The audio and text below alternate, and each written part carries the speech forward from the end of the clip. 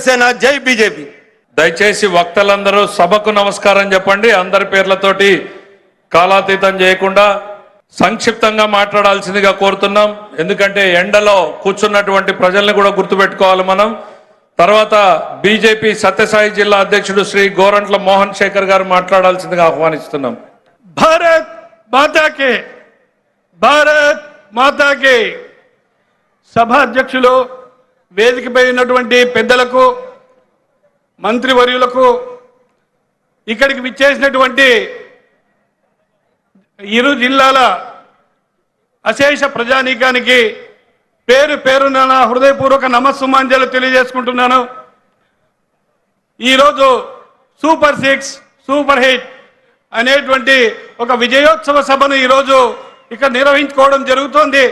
ఈ సందర్భంగా అనేక విషయాలు మనకు పెద్దల ద్వారా తెలుస్తాయి.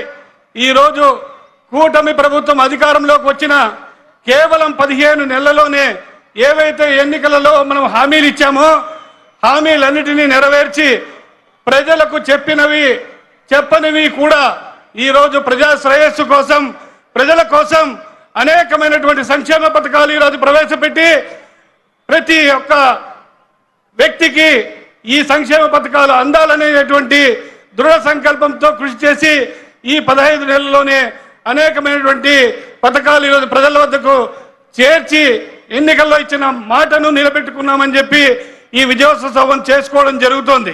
మొట్టమొదట స్వర్గీయ నందమూరి తారక రామారావు గారు పింఛను పథకాన్ని మన రాష్ట్రంలో తీసుకురావడం జరిగింది. 35 రూపాయలతో ఆ రోజు పింఛను ప్రారంభిస్తే నవ్యాంధ్ర నిర్మాత నారా చంద్రబాబు నాయుడు గారు దాన్ని 75 రూపాయలతో ప్రారంభించారు.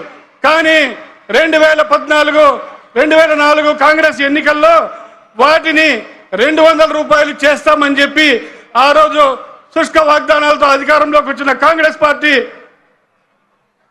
ఎటువంటి హామీలు నెరవేర్చకపోగా 2014, 2025 ఎన్నికల్లో